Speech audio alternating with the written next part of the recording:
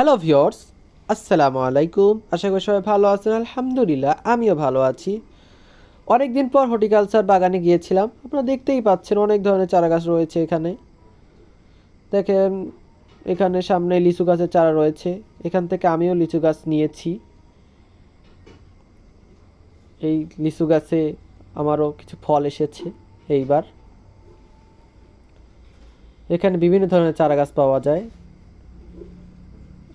এখান থেকে আমি ড্রাগন গাছও নিয়েছিলাম।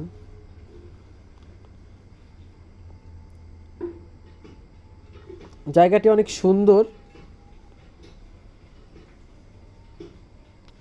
আপনারা দেখতেই পাচ্ছেন কত সুন্দর একটি জায়গা। এখানে অনেক পেয়ারা গাছের চারা রয়েছে। এখানে একটা ছোট্ট করে গ্রিন হাউসও তারা বানিয়ে রেখেছে। বিভিন্ন ধরনের চারা গাছ তারা ভিতরে রোপণ করে থাকে, আপনারা জানেন।